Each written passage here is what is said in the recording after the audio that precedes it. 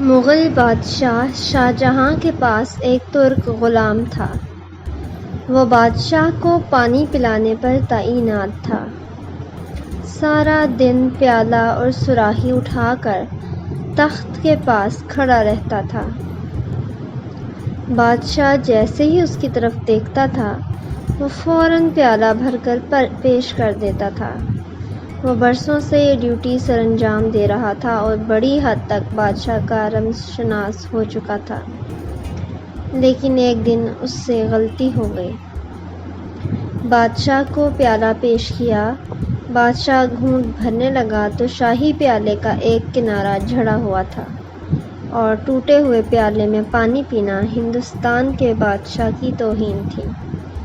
بادشاہ نے پیالہ نیچے دے مارا اور غلام کو 20 کوڑے لگانے کی سزا سنا دی۔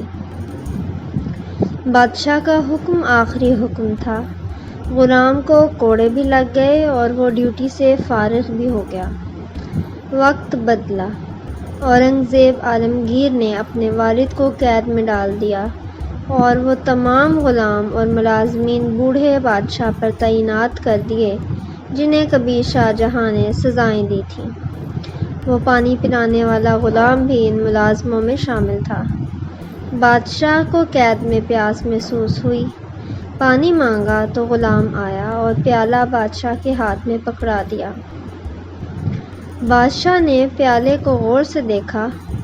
وہ شکستہ تھا اور کسی نے اس کی کرچیاں، اس کی ٹھیکریاں جوڑ کر اسے قابل استعمال بنایا تھا۔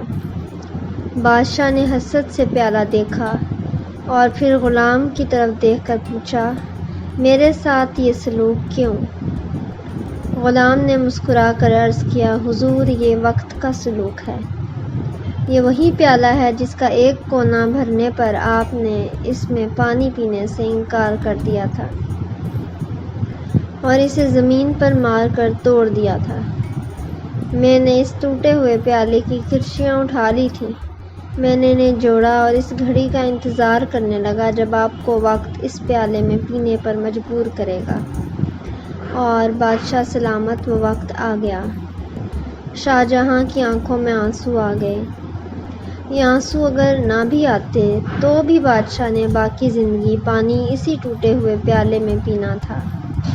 کیوں؟